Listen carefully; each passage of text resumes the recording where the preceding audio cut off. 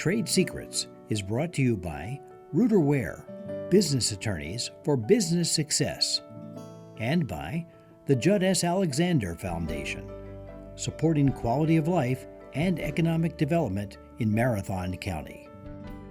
Hi, I'm Stuart Etten, president of Reuter Ware Law Firm.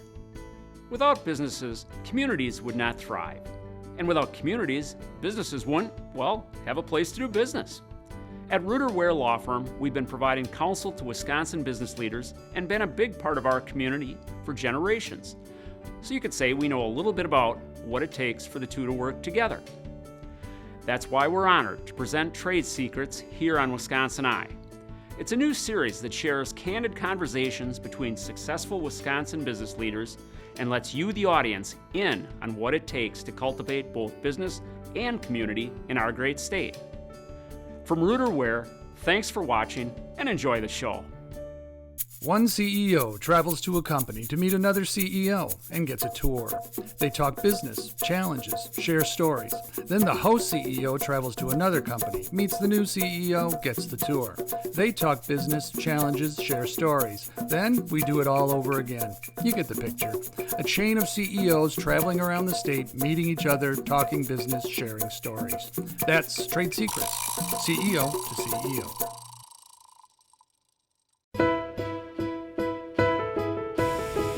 Less than 6% of the shoes purchased in the United States today are manufactured here, making Weinbrenner Shoe Company of Merrill, Wisconsin, a distinctly unique enterprise. This is a Desma. Their success and longevity is a result of reinvention over the years through the blending of old-world technique, modern-day innovation, and the hard work of those skilled in shoe design, manufacture, and marketing.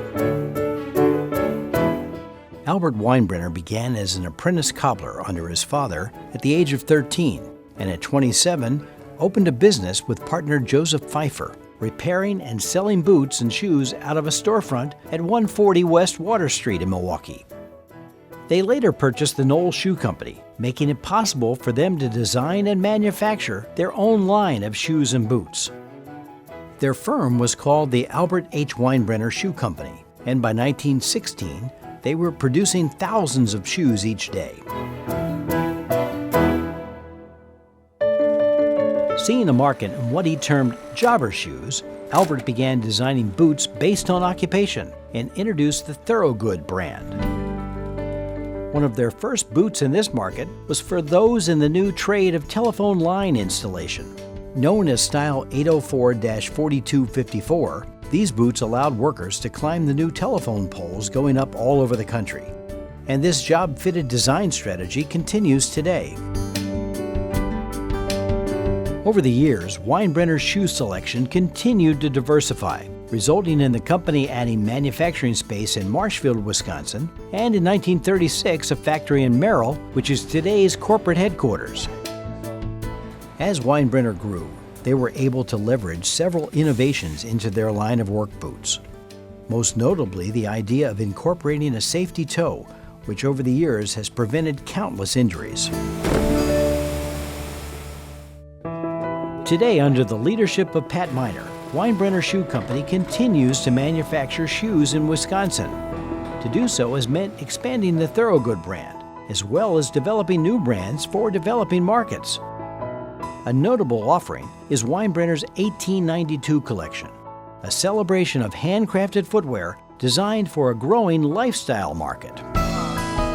Efforts like these result in a shoe company thriving in northern Wisconsin, a company where Peter's son Albert would immediately recognize a now century-old commitment to tradition and quality.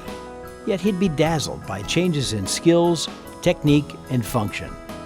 All necessary alterations for Weinbrenner's continued success and for keeping a business more often found offshore right here in Wisconsin.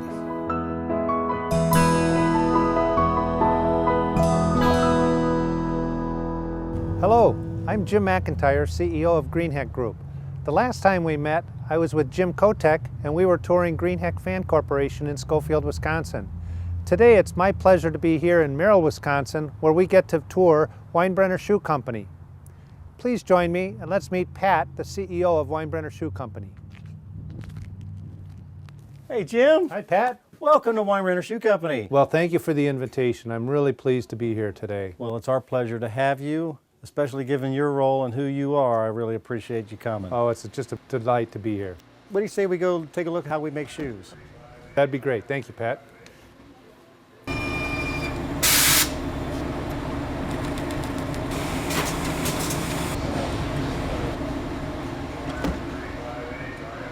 The number one commodity in our business is leather. We go through about 63,000 hides a year.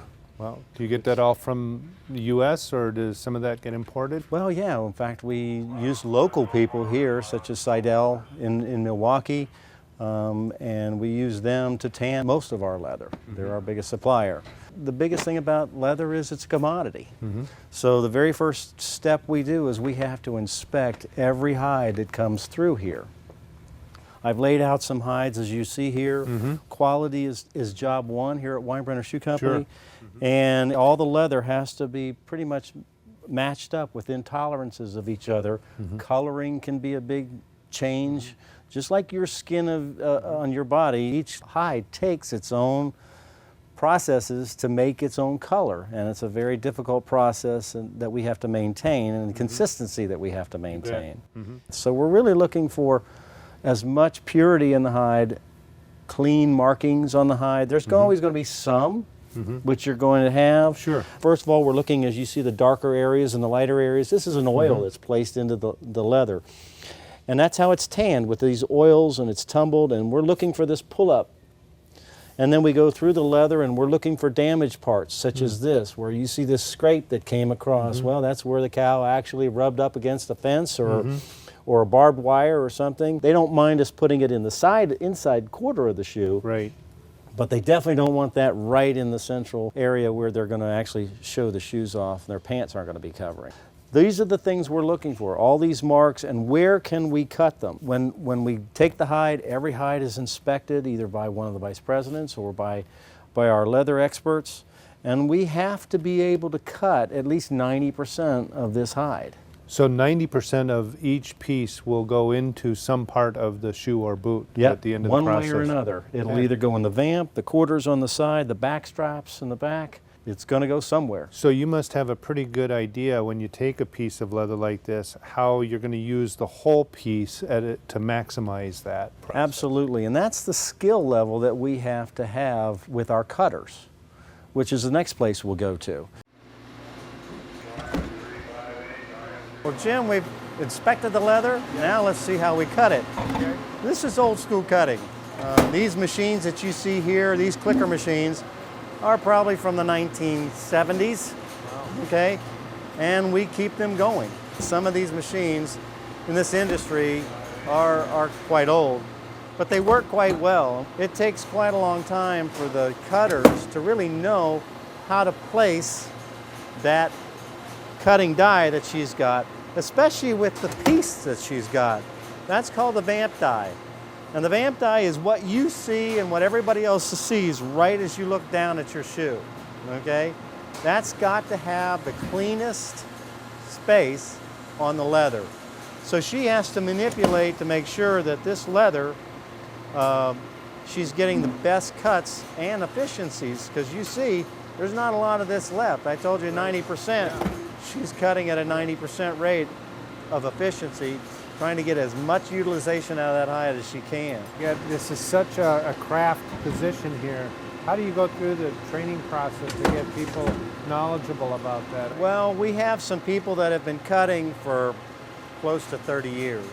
Really? And the supervisor who has been in this, watching this department for many, many years on top of that. So she, along with some of our expert cutters, are true, the ones that have been doing it for 30 years, sit with every cutter for close to 6 months to make sure that she is finding the best cuts out of each leather. That's quite an apprentice process to go through to become this. Yes. Yeah. But then there are some people who are really good at it. Laurel's one of those. She's one of our best cutters, and in a very short time she picked it up. Very old machinery, as you pointed out, and a very manual process to some degree. How do you make sure that it's a very safe working environment? I see some of the safety signs up around here. Interestingly enough, as you know, in manufacturing, OSHA is getting tougher and tougher every year. And so when I came on board as president 3 years ago, I'll be real honest with you, for an old school factory, we did some. I mean, we did what was necessary. I made it a priority. We didn't have to have glasses 4 years ago. Now, as you and I both are wearing, we have to wear glasses. You see all these signs. Right. Those have all gone up just in the last 4 years. And so every single department has been looking, and we're not done yet. Every machine has to have its own instructions. Every machine has to have its lockout, tag out. Right. These are things that we didn't have in place 4 years ago. So now we've got them in place, and it's helping a great deal. We're seeing our dart numbers reduce significantly because of it. So it's really a top-down driven, it's important to you, so it became important to all of the operations. Absolutely. That's it's good. Part of the core values of the company Absolutely. that we have to have. Well, it seems to run very efficiently, even though it's older machinery with an operator as skilled as we have here. This is a really efficient process. You can see that you're using almost all of the material, and it's very formed in the right way, so it's quite a good process. This is one of the processes in shoemaking that we can automate. And Laurel's been guiding. The reason why I brought you here is Laurel's been the one who's going to cut on the automated cutting machine that we'll see a little later. Well, that'd be very interesting to see. Yeah. I look forward to seeing that. Yeah, pretty cool. So now we've seen we've inspected the leather, we've cut it. So I'll show you a little bit about how we stitch it. Excellent. Okay. That's great, Pat. All right. Thank you. Thank you. Okay.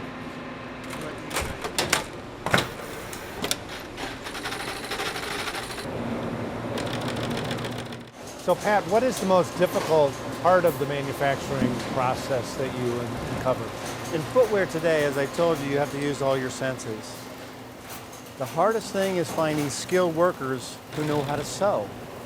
It's not something you sent your daughter or son to school to learn how to do.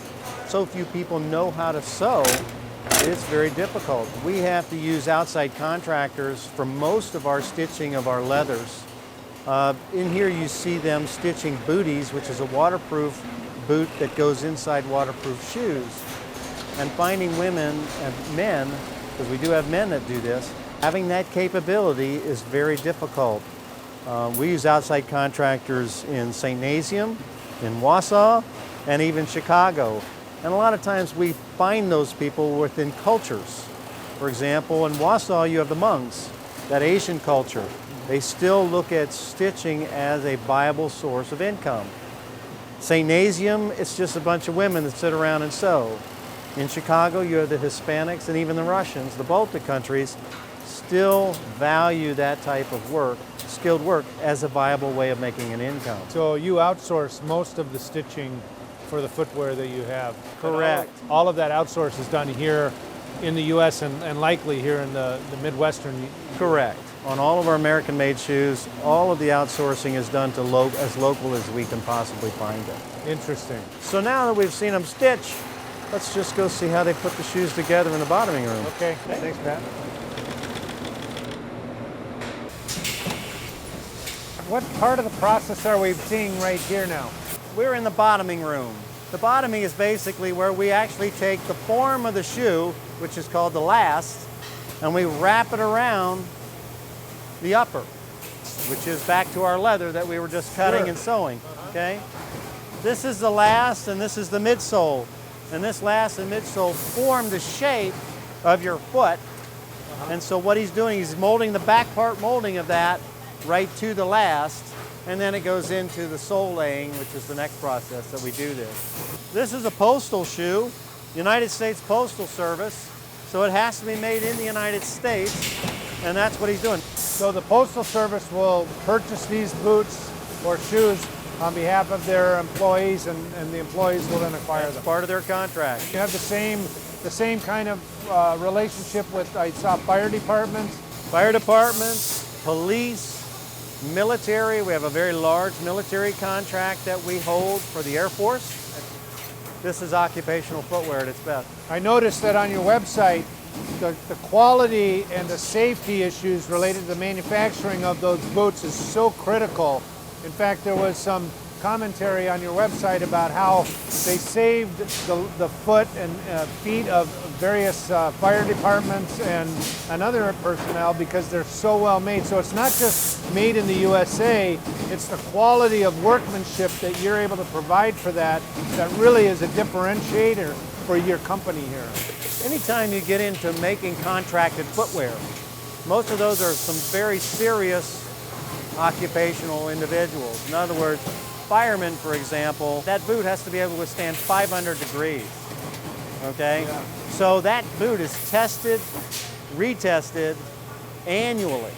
That's why they're so expensive, sure, on making sure these are tested. Our military footwear, every day we're testing 20-some odd pair, which is very expensive to make sure that it holds to the government standards on all of their footwear. Postal has to be tested by the same people who test our military footwear, also test our postal. We have to maintain that high standard of quality and workmanship in order to be able to carry that to the end user. Pat, I noticed it's very cool in here and you got good air movement. You feel that air movement? Yes. Well, of course, it's being supported by that high quality Greenheck fan that you see right there. Excellent. Let's go on to the injection machine. That's the next process for this shoe. Okay, all right? Thanks, Pat. Good.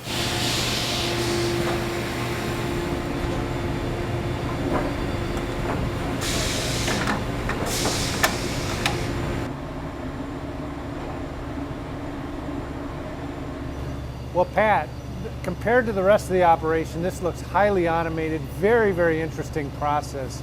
Could you explain what's happening here? Well, this spacecraft, as we like to call it, this is a Desma injection machine. This machine has the capabilities to do three different processes. We got a PU rubber process, which is all the United States military footwear that you see. This machine has solely been put on here mostly for the military. We do some of the injection also with the postal shoes as well. And what it's doing is it's injecting a polyurethane midsole attaching to a rubber sole. So this whole machine is nothing more than making the midsole that you see on this particular shoe. It's injecting this portion. They lay this into the mold and then they inject this portion of the boot, and it attaches right onto the leather. How did that operation happen before you purchased this piece of equipment? Well, believe it or not, this shoe used to be made as a welt where they stitched on the soles, okay? Well, that's what we consider in the shoe business the best way to make a shoe. But so many of the young people today, the military, are all about lightweight and flexible, okay? So again, we have to learn to adapt in the shoe business, and this modern manufacturing capability allows us to put that lightweight, flexible sole onto the shoe. This is a safety toe as well, which is about half of our business in the safety toe business. So the safety aspect of the boots that you're selling, you say is half of the volume that Half you sell? or more of the volume we do. And that's again back to our occupational roots, that job fitted footwear that actually happened in 1918, I think they came up with that term, has carries through to today.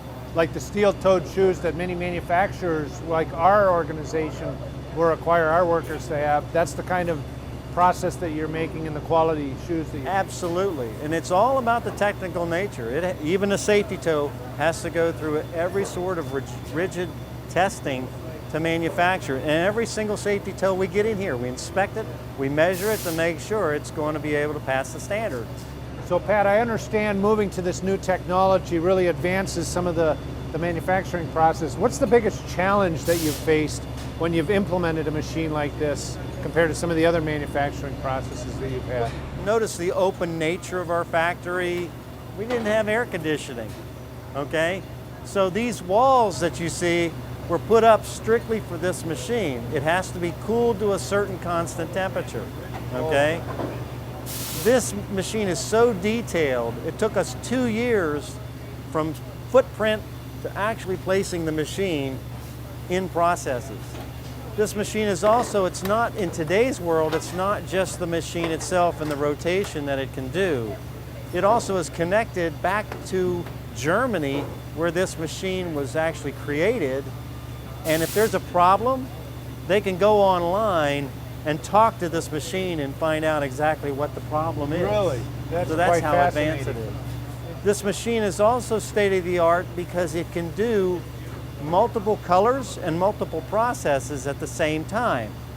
It's loaded into the computer. This is a tan boot, and you'll see those come down the same line that this Sage boot is done. And the computer knows, okay, it's a Sage military boot, I've got to inject Sage. Okay, it's a tan boot, boom, I got to inject tan. Okay, it's a black shoe, I got to inject black PU. So not only can it do PU rubber, it can do PU, and it can do TPU.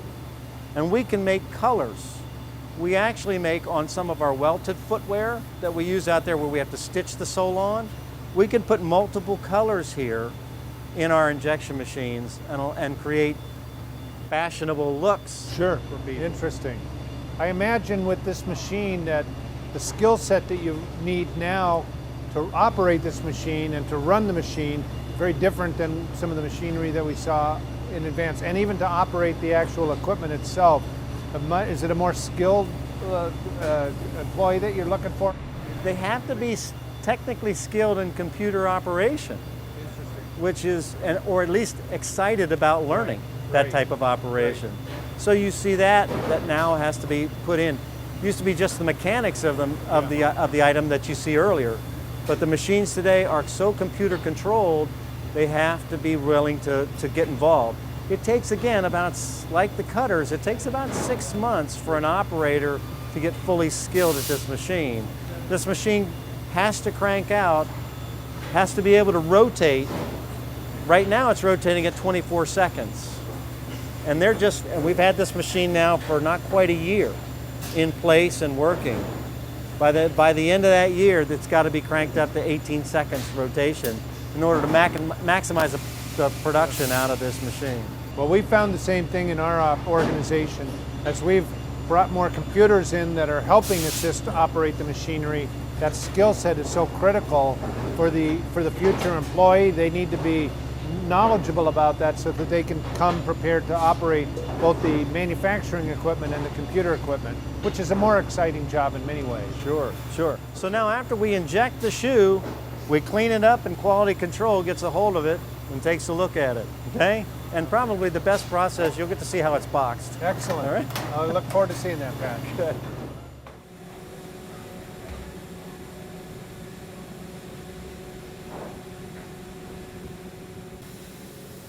So Pat, we've talked about quality throughout the process today. Where are we now at this stage? At this point, it's the most critical stage, to be quite honest with you. We take every stage, we do have inspectors looking at every process, okay, and where the shoe is at. But this is just prior to going into the box, and it's got to be right. So again, eyes and hands have to be touching, looking to make sure there's no loose ends to it, make sure it's correct, exactly as you as a consumer would want to take it out of the box and say, that's a good pair of shoes. I love this shoe, especially for the military. They come and inspect every shipment before it even goes out. So to be quite honest with you, we actually got better at making shoes by manufacturing of military shoes because they're so minute, every detail, and it has to be right. We test the leather to make sure it's right. Then we test the stitching to make sure it's right. Then we take these shoes, some pairs of shoes, and we do it at a random basis, about 21 or 22 pair every day. We take off the line and pull test the soles just to make sure those soles are adhering to the leather and against what the requirements are the military has. Because of your high quality process throughout, you get here, there's very few defects that you need to turn out at this point.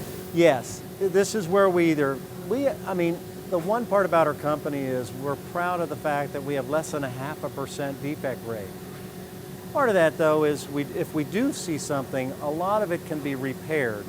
We can go back, take the sole off, put the sole back on.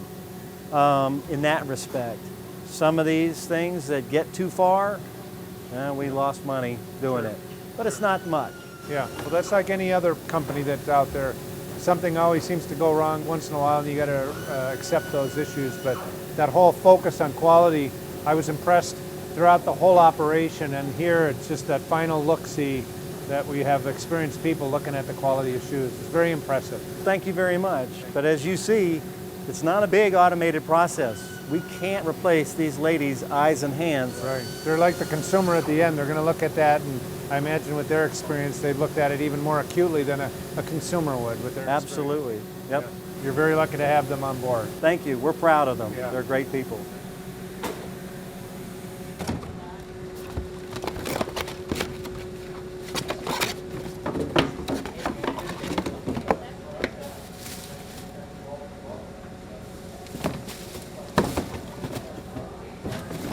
So Pat, we're at the end of the manufacturing process at the shipping stage. So what type of skill sets do you need here?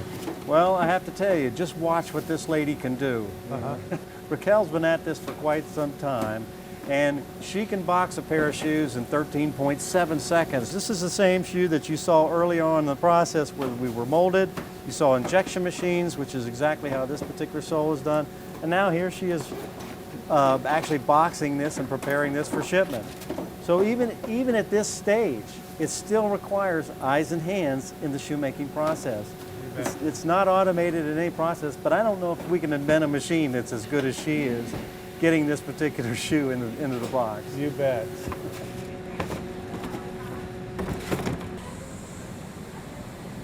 So Pat, we saw a lot of different models out there. How does the whole process of product development and innovation take place here at Weinbrenner Shoes? Designing it is not just looking at it and saying, okay, that looks good. We have to match it up to a last, which is that form. And then what happens is he has to put all of that design by line into the computer through the Crispin grading machine. And that actually allows us to grade sizes and widths, which you demand as a customer. To make a shirt, for example, it may take 12 steps to make a shirt, and you may have small, medium, large, extra large, and that's about it. To make a shoe, we have up to 140 to 150 processes, different processes that have to go into making every shoe. So all the detail that goes into the computer. And that not only do you have the detail of stitching and the eyelets and the lacing and the inserts and all of these little details that go into the shoe, then you got to worry about sizes and widths. We may have 26, as many as 42 different sizes of a shoe, depending upon how many widths that we have. And all of that is based on 1/8 of an inch. Wow. In other words, size 7 to a 7.5, about 1/8 of an inch. A wide to a medium, about 1/8 of an inch. So every model, every size has to touch base here first before it ever hits the factory floor. It starts here. Now let's go see the automated cutter that actually is connected to the computer that you see here and what we're doing to automate our cutting systems. Okay? Let's go. So Pat, we saw quite a manual process outside. You've indicated that this is one of the new machines that you've acquired recently. Could you explain what this machine does and how excited you are about this process? Sure, Jim. You saw Laurel when she was cutting with the clicker die. I did. That's yes. the typical way we cut. Now they're starting to invest into machines that can automate that process. Now it still requires, again, eyes and hands. You bet. So she places the graphic on the hide of the different components that she wants to cut throughout the whole hide. Instead of putting that particular die down, cutting it, and then she would go and get more dies. Now she can place it completely around, and then the machine itself will do all the work. It'll do the cutting, it'll do the marking, which is actually another step that goes on after Laurel cuts it. They have to mark all the spots so they can marry up all the components together. And what it does, in a small capacity, allows the product development department to make their own samples here without having to, literally they would have to hand cut because they didn't have a die or anything of that nature. They have to hand cut all of those patterns first. Well, that's what we're getting rid of. Well, that sounds like it's going to speed up the whole product development and innovation process. The fact that you've got a machine like this, they can test and look at their new designs earlier in the process. Our Thorogood brand is experiencing double-digit growth. We've got to speed up the process. People are demanding more styles. We've actually expanded into different brands. The Wooden Stream, which is an old name that we revised from the 1957 era. So that, plus we're getting into commercial military. We're expanding not just contract for the military, but commercial military. All of these are demanding more and more new styles. How fast we can get it from concept to that factory floor is critical. Maybe we could see how it works. Sure, let's take a look.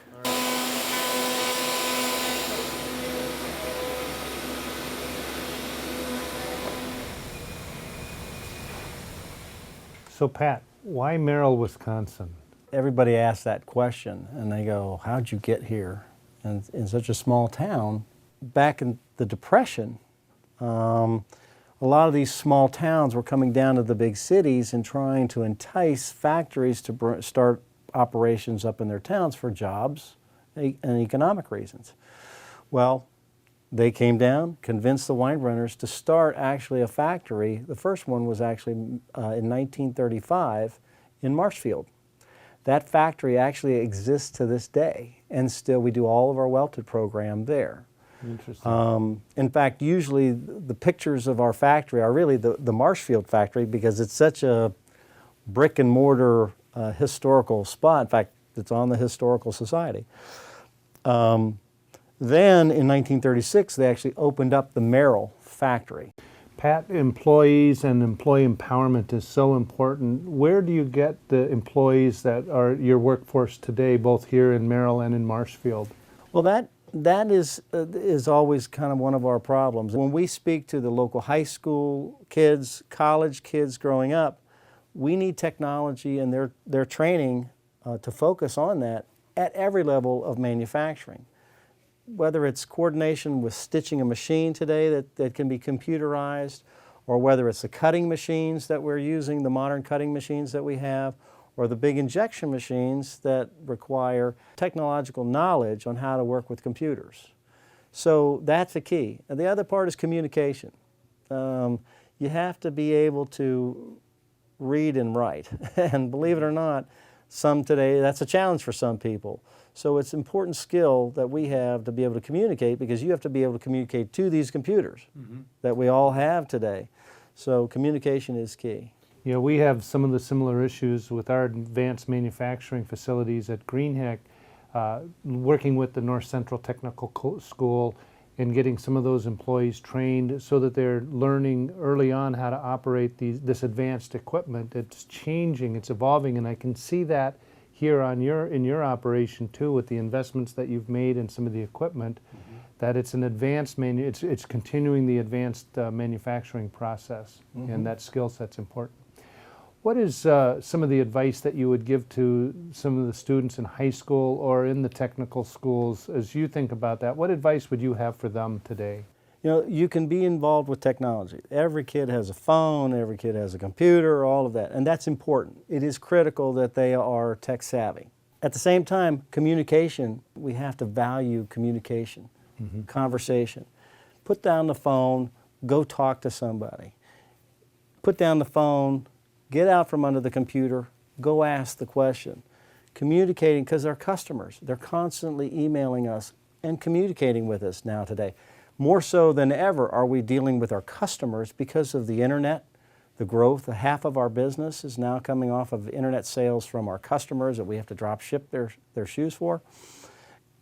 And they may want to bypass that retailer and come right to us and tell us if there's an issue or if they love us. You've seen all the communication that's going on through the websites. That's become a critical factor, and they've got to know how to deal with people. In terms of that advice for both the high school and college students, is to think about relationships. As the world is becoming smaller, so to speak, those relationships that you build in high school and in college, and as you enter into the workforce, are so very important.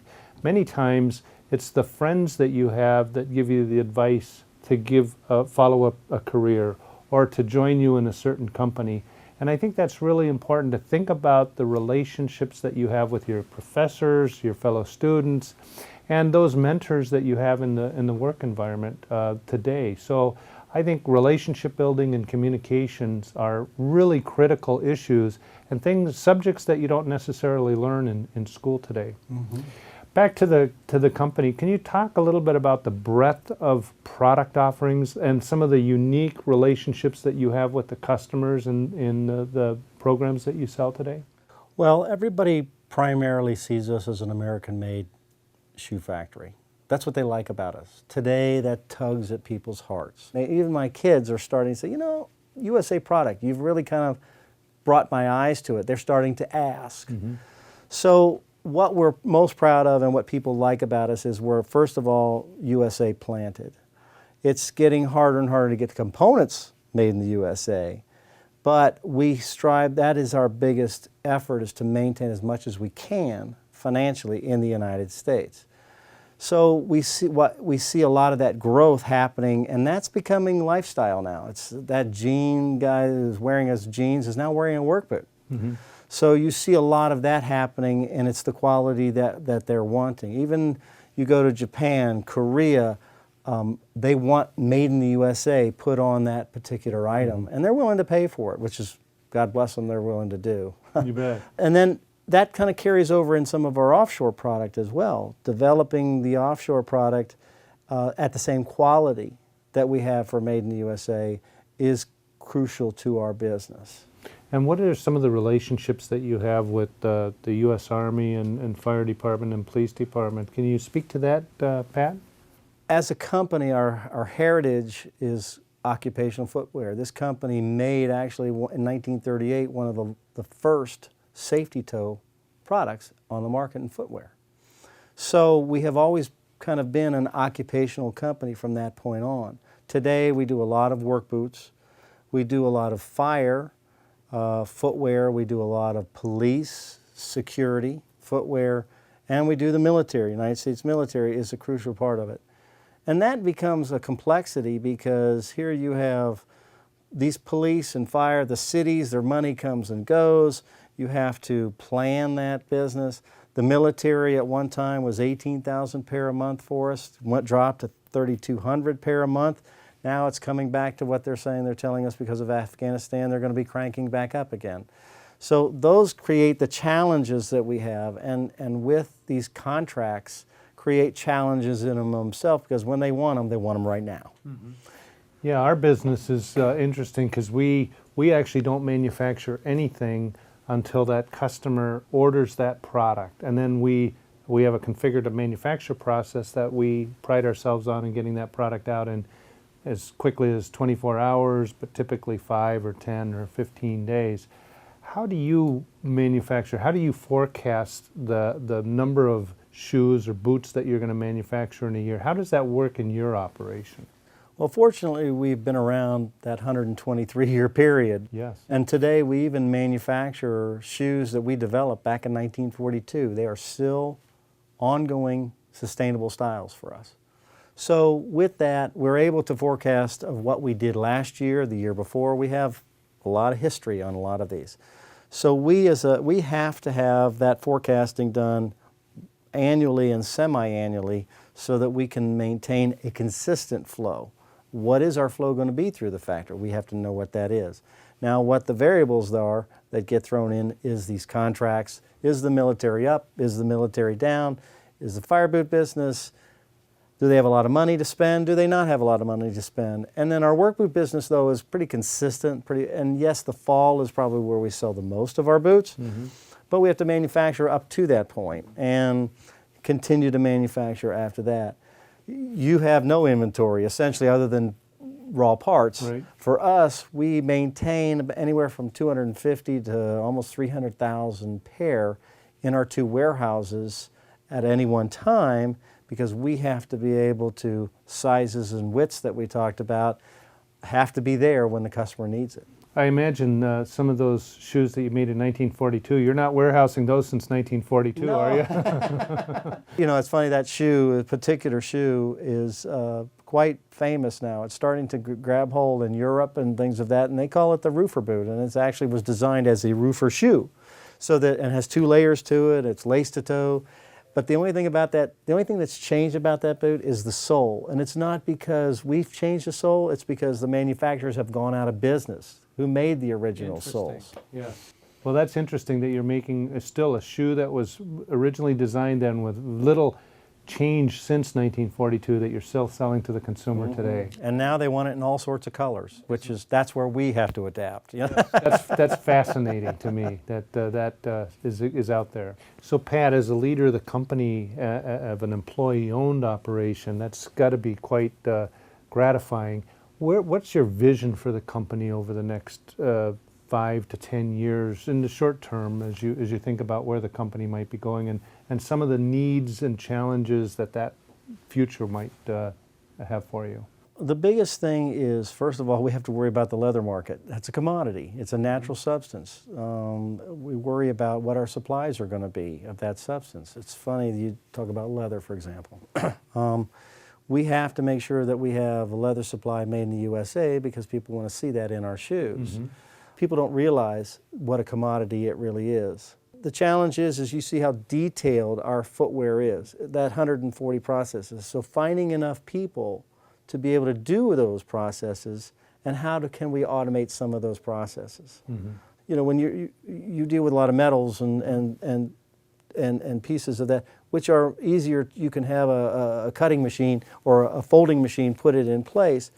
For us, it still requires hands and eyes that just can't be duplicated. So for us, it's still a very manual, labor-intensive process. That concerns us. So we're trying to look for every possible way that we can automate our processes, whether it's in the factory, whether it's through our computer system, whatever we can do.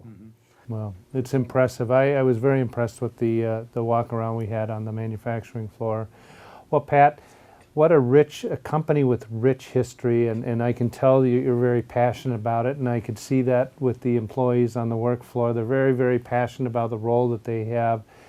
Again, great product, made in the USA, employee-owned organization. You should have many feelings of gratification. It's just a really neat position that you have in a great company, and I just want to congratulate you and thank you for allowing us in today to learn a little bit more about your company. So well, thank you very much. Thank you very, very much, Jim. Okay. We've come a long way, so we're very proud of where we've come, but we have to be very humble because we have a long way to go. As we all do. Well, thank you very much, Pat. Thank you, Jim. Enjoyed it.